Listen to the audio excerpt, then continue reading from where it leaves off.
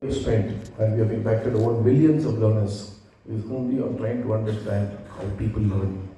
What is the learning science? I'm sorry to say that this is one area which has not been explored closely by industry or even academia. How do people learn? Why some people learn, why some people don't learn? What's the role of the faculty in the entire learning process? If you ask me honestly, we spend a lot of time on learning content. Learning content is only 20% in the learning cycle.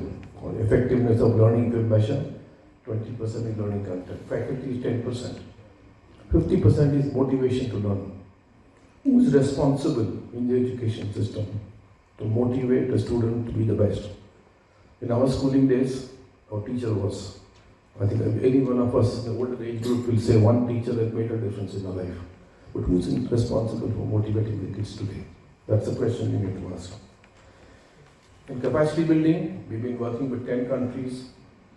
In fact, one of the most important things I've learned is in learning, adult learning, especially the current learning, vernacular language are the key to learning. English learning is passive. Most of the people don't read English content. They just glimpse over it. But what people relate to is only two things: vernacular, video. Today, for example, 2 days ago, I was in Delhi with the CEO of CEO of Capacity Building Commission and Reimagining Project. Reimagining Project is slowly moving into MP4 format per learner, which is video, all of you know. So the future of learning itself is changing dramatically from auditory, which is what our old system of teaching in the classes, teachers speaking, to moving into video or visual. Really significantly. And Government of India is recognizing it faster than all of us in the room. So I'm completing this part about saying only two things. In the learning space, we have spent enough time to know what we don't know. We don't know still many things as a company. We're always studying, learning, experimenting. Now I want to talk last about school education. My expertise or my exposure to school education has happened in the last 7 years. I work with 2 schools in Hyderabad. They're a slum area. They're funded by Ahmedabad Alumni Association, where I'm a trustee. We are educating 900 children from poorest to the poor in 2 biggest slums in Hyderabad. The interesting part, which I want to tell you, these kids were smarter than what I was at that age group. Their hunger to learn is amazing. Their adoption of technology. During COVID time, we decided, as I am of the alumni, we would not disrupt the education. So every child in class 9 and 10, we managed to give them an iPad.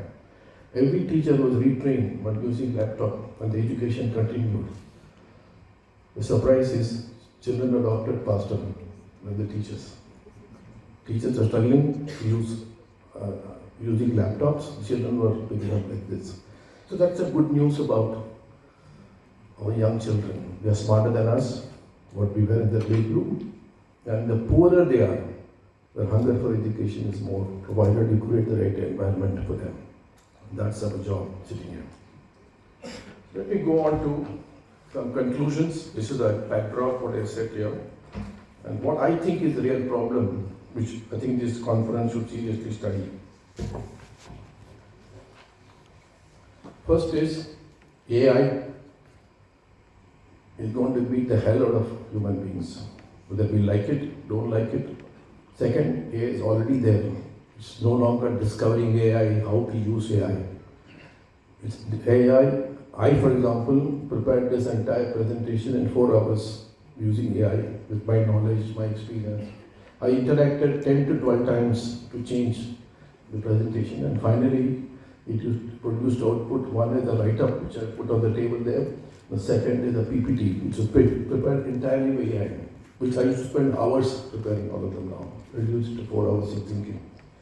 So AI is all pervasive.